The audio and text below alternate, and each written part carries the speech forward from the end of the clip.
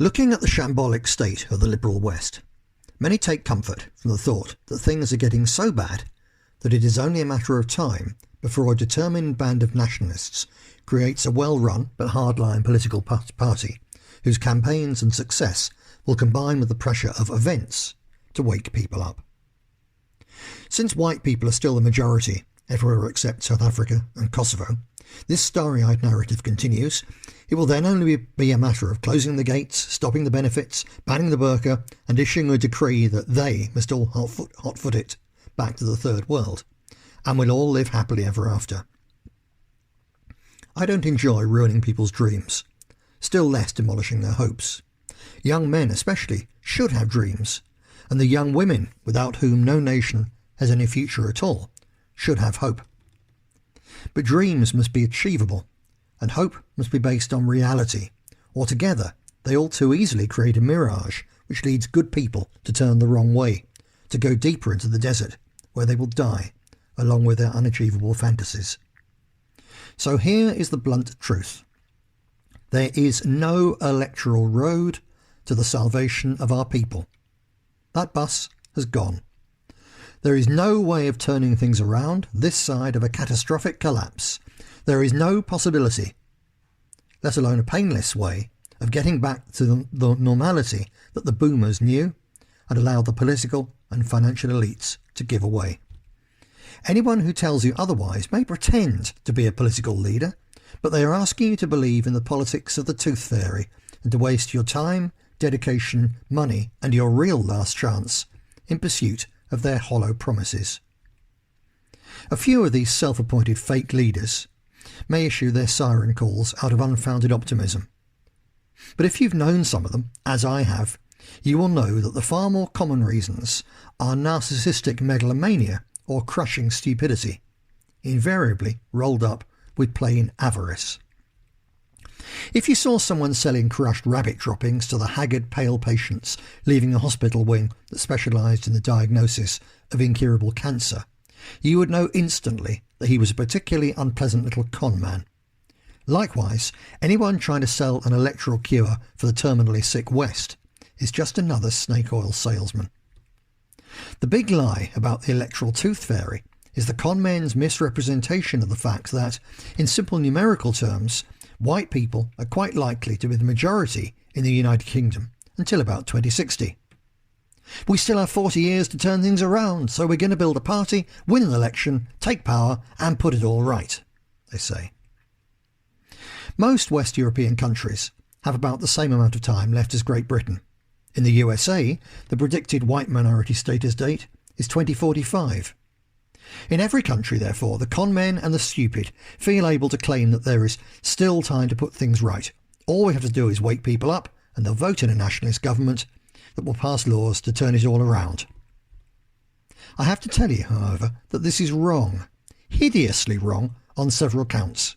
First, in every one of our countries, there are millions of people who've already woken up. Yeah, they've been awake for a long time. Yes, it is true that there are a fair number of middle-class lads on Telegram who've only recently realised that their sixth form leftism, hedonism or libertarianism was absurd, and that as white heterosexual males, they and their ancestral culture and identity are a deliberately and maliciously endangered species. I'm very glad to see that these youngsters are waking up. If you're one of them, you and your new compatriots are indeed very welcome, and you and some of them could go on to play a hugely important role in the future resistance. But it is a grave mistake for the newly awake to judge everyone else by the light of their own very recent engagement with reality. Because millions of working class people woke up decades ago. Go search for pictures and footage of London dockers marching in support of Enoch Powell when he was sacked by the Conservative establishment for his Rivers of Blood speech in 1968. Go look at the electoral records from areas of working class urban England or France, and look at the massive votes secured at different times by the National Front in the 1970s, or a couple of decades later by the NPD in the former East Germany, by Nick Griffin's British National Party, or by Jean-Marie Le Pen's Front National. The political party machines that fought those elections and secured those massive votes, against immense pressure from the state and liberal media, and in the teeth of relentless leftist intimidation and violence, were a magnitude bigger, better organised and better funded than anything on the horizon today. Many of their activists were still the relatively young veterans of real wars. Many more were tough youngsters from the times when working class men were dockers, miners, steel workers, and when their communities had cohesion, pride and resilience. Inspired by serious intellectual movements such as the French New Right, Grèce and their offshoots, many of them developed and implemented sophisticated reframing of their ideas so as to improve their image, the penetration of their message and electability. New kids on the block like Generation Identity's Martin Sellner characterise the old right as ignorant dinosaurs who spent their time preaching hatred and running around in woods with guns, and pretend that they're the first people to think of trying to clean up the nationalist image and provide it with good optics. In reality, everything such people are advocating was said and put into practice when they were in primary school, sometimes before they were even born. If you check the political records, such efforts were often met with considerable success. Which begs the question, why is serious nationalism now then so weak that a gaggle of self-obsessed vloggers with various hideous personality flaws can claim to be its leaders without being laughed out of court? Partly because the old nationalist parties, which made a serious effort along the electoral road, became the victims of their own success. In a number of European countries, including Britain, nationalist parties gave the liberal elite so many challenges and sleepless nights that their parties, think tanks and NGOs spent hundreds of thousands, probably millions of man-hours and vast amounts of money developing the best ways to stop the nationalist threat. Their early efforts focused on hysterical smears, but after a while the Liberals learnt that these tended simply to convince angry voters that backing the far-right insurgents was actually the best way to express their discontent. So they developed more subtle and much more effective measures. Lawfare attacks that bogged the leaders and organisations down with legal expenses and endless court cases. The persecution of activists, ranging from having their homes and cars vandalised through to being sacked and threatened with the confiscation of their children by the state. The resulting shortage of party middle management was then filled by paid and trained infiltrators who disrupted the organisations with campaigns of disinformation and division. Most effective of all, the liberal elites discovered the impact of the safety valve alternative, artificially promoted by the media as the real threat. All over Europe, the same trick was played on the nationalists. First, their leaders were approached and given the opportunity of playing the elite game, of agreeing to silence on certain taboo subjects. Go civic, don't mention Kudinov-Kalergi, shill for war in the Middle East, expel the hardliners. And while they would still be attacked, the powers that be would cut them a bit of slack. Several took this road and remained the dominant but utterly useless manifestations of nationalism in their respective countries. Others, including Roberto Fiore in Italy, Udo Voigt and the leaders of the National Democratic Party of Germany, Nick Griffin of Great Britain, the real nationalists in Sweden, rejected the offer. As a result of which, in addition to a war of political extermination being waged against them and their parties, every single one of them was confronted with the ruthless promotion of a respectable, electable, thoroughly kosher safety valve alternative. Lega Nord, the AFD, Nigel Farage's UKIP, the Sweden Democrats. With the active help of the liberal mainstream media, such parties were presented to the public as the best outlet for their concerns about mass immigration and related nationalist issues. The trick has been played over and over again. It has worked and it will continue to work. This factor alone means that the electoral road is a dead end for genuine nationalists. For the minute they come anywhere near any kind of breakthrough, someone else would appropriate just enough of their ideas and rhetoric to grab their votes and push them back, exhausted and demoralised by defeat, to the fringe. But there's more. Let us return to the question of people waking up. As already pointed out, many working class people, very often having to live cheek by jowl with the problem, woke up decades ago. Some of them even tried to do something about it through the ballot box and, as explained above, were blocked by what in the end became a very sophisticated and effective system response. These people haven't gone back to sleep, but things have moved on. Look at London, Paris, Birmingham, Berlin, Stockholm, Leicester, Marseille. The white working class communities that were the backbone of the electoral resistance to the early stages of the Great Replacement have simply ceased to exist. They've already been replaced, and most of the generation that remembered the old days and who worked so hard to sound the alarm are now dead. Coming down the age scale, the survivors of these communities and those times have not gone back to sleep, but you can speak with any of them, millions upon millions of them, and one short phrase will come up time and time and time again. It's too late. Among those who've woken up more recently, scratch the surface and you'll find another factor in the surrender: fear. Millions more, including the vloggers and chatroom warriors who hide behind ridiculous pseudonyms, are wide awake, but know full well that to get active in a demonised national party could lead to the loss of their careers, homes, families, or, even worse to the bourgeoisie, their social status. Anyone who tells you that they're going to build a power-winning political party out of such a population, riddled with despair and rank with fear, is either a monumental fool or simply after juvenile adulation, and especially your membership fee. Still, let's be generous and pretend for a moment that we're only dealing with fools rather than grifters. And let us look at the practical obstacles along the electoral road, a path of which several of our closest Templar colleagues have decades of detailed knowledge. Let's say you form or join a new party. As you know, any serious, principled nationalist message will get you censored, not just by the mainstream legacy media, but also on all normie social media platforms. That means that the only ways to get your message across are platforms where you speak almost exclusively to the converted, or through old-fashioned street activism, stickers, leaflets, posters, and perhaps a party paper.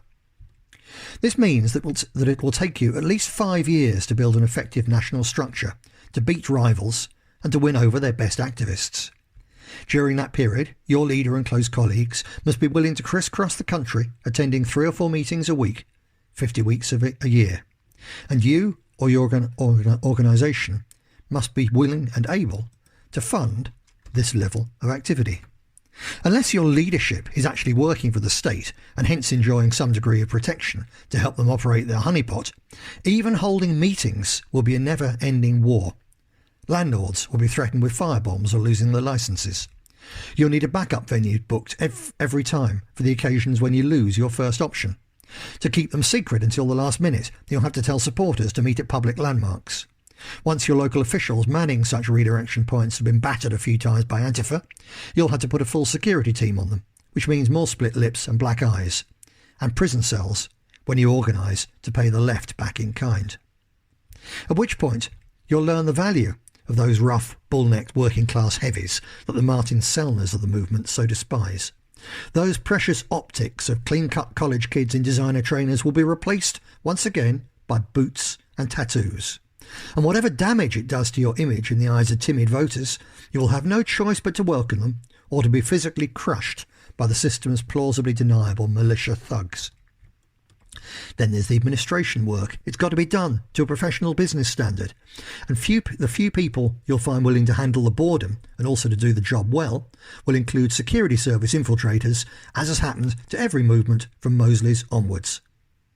Nor is it just a matter of having a good-looking website. There are the emails, the bulletins, the podcasts, the videos, and the printed publications, without which your party will stay on the same level as dozens of other one-boy band competitors online. As you get to a steady base of a couple of thousand paying members and a bit of money, you'll be assailed constantly by the jealous and by the crooks. Long before that, you'll attract the attention of the far left. And it isn't just a matter of ideology. They're running a fundraising business, and the stock in trade they show their donors is their ability to fight you and your activists, to dox your members, intimidate your venue owners, pressure your service providers, and close down your bank accounts. Still, let's pretend further that your new party survives all that and prospers to the point that it is the focus of the united effort of pretty much every serious and constructive nationalist in the country. The next 10 years will then be taken up getting your party's name, key policies and effectiveness known to the public.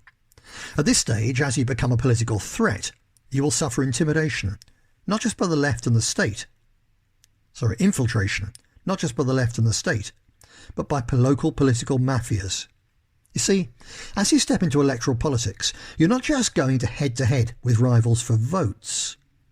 Local councillors are paid, in many areas rather well.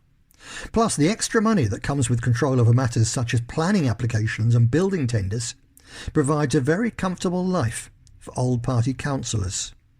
So they will fight you, not just because they don't like you politically, but because you're a threat to their business interests, to their status, to their ability to employ a mistress or a boyfriend and get sneaky blowjobs in the office at taxpayers' expense. But by now, of course, your Nationalist Party will be so committed to the electoral process and so locked in a trench war of attrition against such massively better resourced opponents that every election will involve vast costs. Money that a non-electoral movement could invest in permanent assets, training programs, community roots operations and counterpower initiatives will vanish down the bottomless pit of fighting the enemy on its own electoral turf. Despite the difficulties, however, the superior dedication and work rate of your core teams, and or some particular external crisis or moment in the political cycle, may allow you to take a seat or three off them. But then they have 4 or 5 years to concentrate the resources of their entire local machine, backed by their national party machine, the trade unions and the money and organisation of a host of left-wing NGOs, on taking those seats off you at the next election. Often, they won't even have to wait that long. They will probe your elected representatives and inevitably find some who, whether out of cowardice or greed, will succumb to offers to turn their coats and switch sides. For your good people who stay loyal, on the other hand, there will follow years of personally satisfying but organisationally useless work looking after their constituents, very often wading through reams of bureaucracy and battling with hostile local government officials to get things done for people which, in any remotely normal society, they would be expected to do for themselves or go without. While your best people are either bought off, sucked in or bogged down with the system, you will constantly be caught up in the tensions between the fundamentalists and the realists within your movement. Individuals who join as single-issue pressure groupies will often self-radicalise on the internet and transform from being naive populists to ultra-puritanical self-identified Nazis within 6 months. And of course, every single agent provocateur in the organisation will encourage them on that journey, because the ugliness of the extremist message repels people who are at the populist stage. More moderate activists, full of enthusiasm and high on groupthink, will be convinced they're going to win in the next election. They will throw themselves into it, heart and soul, putting out leaflets or sticking up posters, setting up a local Facebook group or some similar simple amateurish effort. The opposition, meanwhile, will beaver away building sophisticated databases that include all the information harvested from years of work by the local councillors, trade union branches, data gathering with petitions and such like. Come the count, and their voters or block postal vote will appear from nowhere, and time after time your good-hearted amateurs will be crushed by the power of the old party machine. Whereupon they'll look for scapegoats, which will most likely be internal. The one candidate in 100 whose stupid comment 5 years ago on Twitter was turned into an artificial scandal by the papers just before polling day. The hardline policy which your ideological hardcore insisted on at your last conference. Something you said while under pressure in a TV interview. Whatever it is, there will be something that they can and will use to save face and convince themselves that the unexpected drubbing was not their fault but yours. Welcome to the reality of running a radical party under pressure, an endless cycle of factional squabbles, almost perpetual civil war. And every time he wins and restores order, the unfortunate leader makes a fresh crop of irreconcilable enemies, waiting for their chance to take revenge. And then, if in spite of all this, the Nationalist Party continues to progress, the powers that be have a whole extra range of fail-safe options at their disposal. They will change the electoral system, as they did, for example, in Stoke-on-Trent, England, where the Labour Party avoided losing the mayoral seat to the British National Party by the simple expedient of abolishing the position altogether. Or in Italy and Germany, where the government dealt with the near certainty of Forza-Nuova and the NPD winning European parliamentary seats by increasing the percentage threshold in order to shut them out. Or, in England again, where the Labour Party responded to the election of 12 BNP members onto Barking and Dagenham Council by flooding their wards with African immigrants, literally swamping the local white resistance in the diversity that created it in the first place. Last of all, when even the gerrymandering doesn't do the trick, the powers that be will simply declare the Nationalist Insurgent Party a threat to democracy and ban it, as the Belgian state did to the Vlaams Blok, at the time the most popular party in the entire country, in 2004. That decision was approved of by every mainstream politician and media outlet in the entire West. And since it was taken, the whole of Europe has seen the most part of an entire breeding generation come and go with a drastically below replacement rate. The demographic situation is now so bad that replacing the rapidly shrinking indigenous population with third world immigrants is no longer just on the agenda of the specifically anti-white elites which started the process. The economic stagnation and decline that is the inevitable consequence of a rapidly ageing population is deadly dangerous to the entire capitalist system, not just because it's based on profit, but because its money supply originates as debt. Without perpetual growth, the whole thing will collapse. Neither the bankers nor their political puppets can allow that to happen. It isn't just about Kudinov-Kalergi. It's not just about Marxist and Talmudist hatred of Christian European civilization. Continued, in fact increasing, mass immigration is now also about the very survival of the capitalist financial system. If they have to rip up the fig leaf of democracy to make it happen, these people will not hesitate to do so. The fact that their mass immigration solution will in fact end up making things worse is irrelevant. The system they created and serve is a giant treadmill, and they can neither stop it nor get off. The die has been cast, the decision has been made. They are going to fill the vacuum left by our shrinking population with Africans, and they will do whatever it takes to crush any political or physical opposition that threatens to get in their way. So if the electoral road is blocked to an overtly ethno-nationalist party, is there hope in one of the safety valve operations? Could one of them pose as soft and cuddly, slip under the radar, get into power, switch to a revolutionary ethno-agenda, cut off the benefits, call in the army and charter a fleet of passenger jets and banana boats to send them home? In a word, no. Not only because engagement with the system as bent as modern Western democracy automatically corrupts and weakens all who get sucked into it, but also because the societal pain that such measures would produce would be so great that there is not the faintest chance of any modern electorate putting up with it.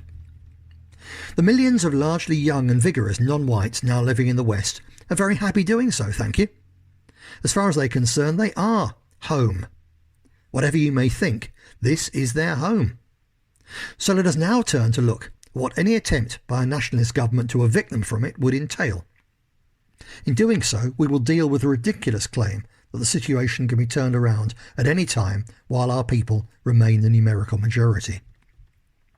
The naivety involved in this democracy fetish would be almost endearing if it wasn't so dangerous.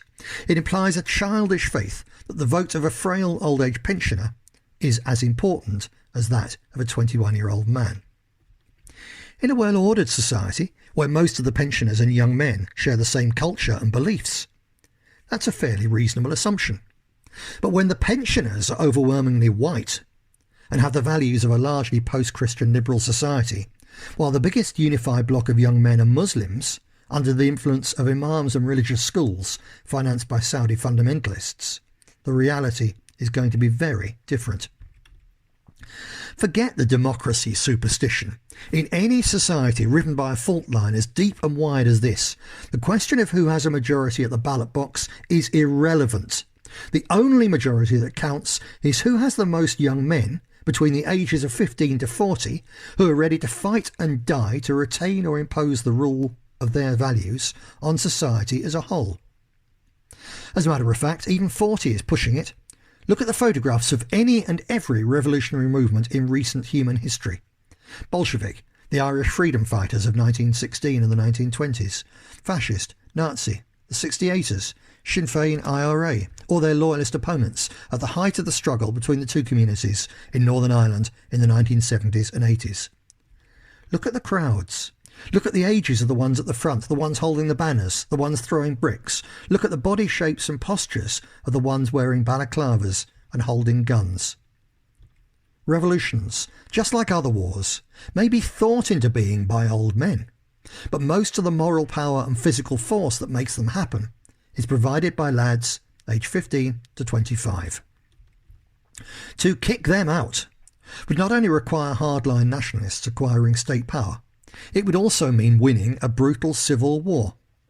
Even if it started tomorrow, that war would pit millions of young, aggressive immigrants, rapidly united under the banners of radical and already militarised Islam, against a disjointed rabble of ignorant, beer-bellied, loud-mouthed, drunken gobshites and keyboard warriors who, for all their encyclopedic knowledge of the JQ and the science of racial differences, live in terror of being doxed.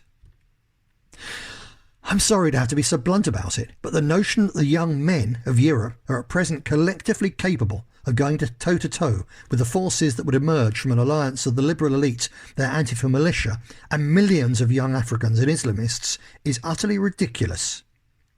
What was done in the past is gone. What will come in the future is a matter for the future. We have to understand the here and now. The young men of the West have been demoralised, brainwashed, pussified. There is no possibility of them having the numbers, the guts or the skills to fight, let alone to win, a bloody street-by-street, long communal war. Such a conflict doesn't just involve killing industrial numbers of your enemies. It also comes down to scraping the brains of your comrades off the walls and collecting the body parts of your grandparents and children from the gutters. One day it will be different. The time will come when the pain of what is ahead will combine with the work of nationalists who resist the temptation to chase fairies to produce a new generation, dominated by young men both able to fight and willing to die.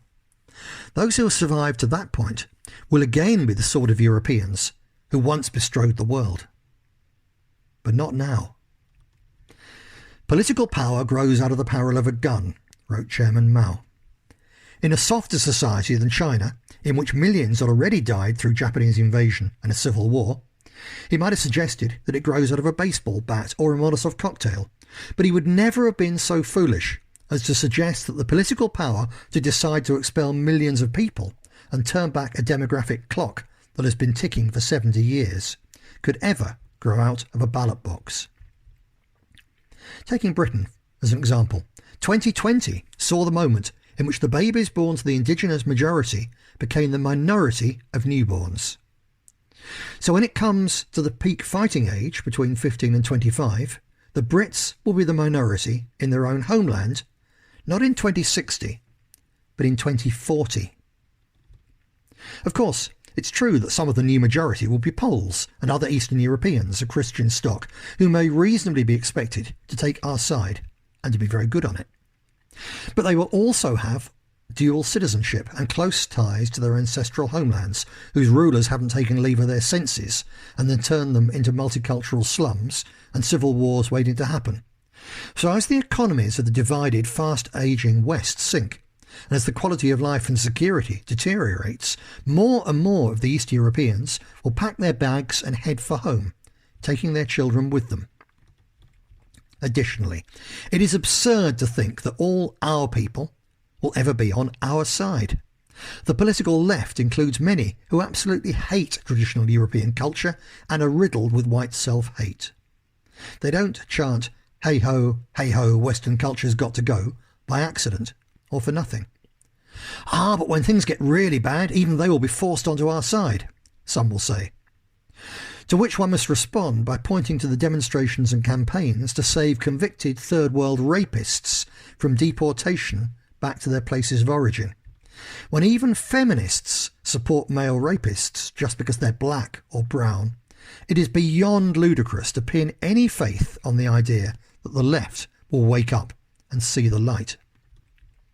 Rather, it is more realistic to conclude that the more the ethnic minorities, propelled by the organisational power of radical Islam and the institutional clout of cultural Marxism and Talmudic anti-white racism, gain in status and physical power, the more cowards and opportunists in our community will convert to Islam, becoming Muslims to avoid trouble or to get on the winning side.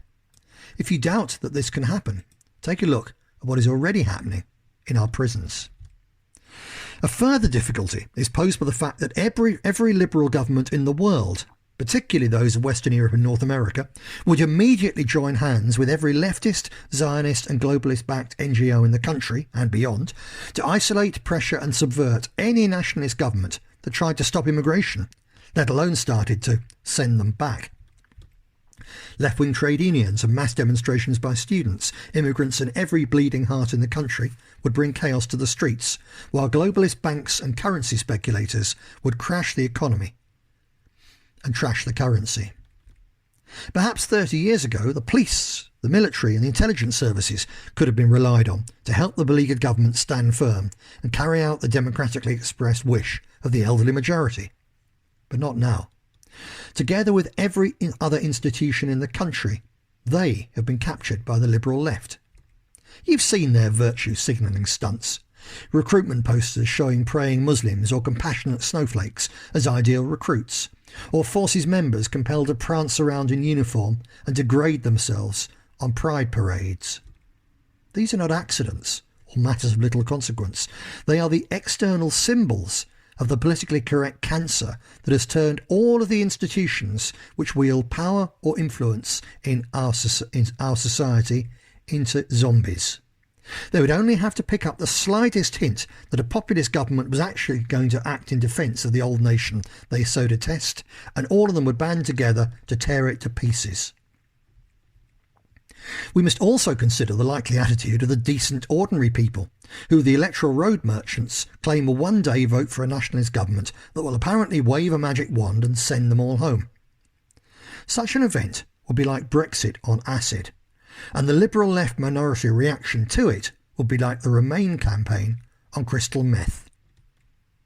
Much of what they said and threatened would be scaremongering, but any attempt to force millions of immigrants, primarily aggressive young Africans and well-organised and fanatical radicalised Muslims, would produce problems that were all too real. Entire neighbourhoods would go up in flames. The physical resistance would rapidly escalate from violent demonstrations to low to medium-level civil war. While working-class communities burned on the front line, the bourgeoisie would find other things even more worrying. Property prices and the economy would nosedive. Every single mass media outlet would hammer home the dreadful reality of combining the irreversible demographic slump in the indigenous population with the expulsion of millions of young non-whites. The retirement age would have to be raised by 10 years overnight. The childless and adults with fewer than 3 children would have to face 2 or 3 decades of discrimination and confiscatory tax levels to pay for the maintenance of the elderly and to encourage our drastically shrunken pool of young adults to have families of 5 or 6 or 10 children. These are the sort of pains it would take and the measures that would be needed to turn things around, from which we are forced to accept the sad and terrible truth.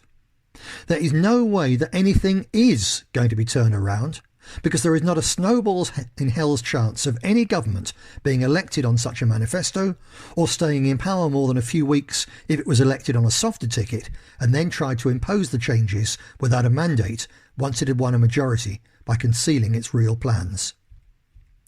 We have to be realistic.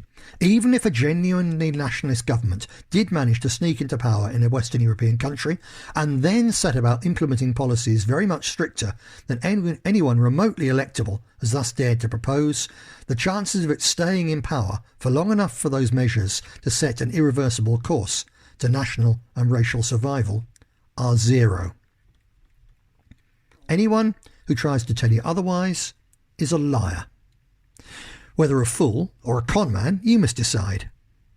Because however much you may want to believe the comforting juvenile lie that we can turn it around, you owe it to the children and the unborn generations of your ancient nation to reject the politics of the tooth fairy. It is time to put aside such childish things and face the truth and the future like a man. This message is urgent, but it is not one of gloom or doom. The electoral road is a dead end, but there are other paths by which our people can get through the gathering darkness and survive. The electoral tooth fairy merchants are not just wrong, they're also extremely dangerous, because if inexperienced or naive patriots buy their nonsense, it diverts energy, funds and resources from the many constructive things that could and should be done to prepare for and overcome the existential challenges ahead. Worst of all, to stay bogged down in electioneering in pursuit of fantasies of unattainable and unwieldable power would waste time.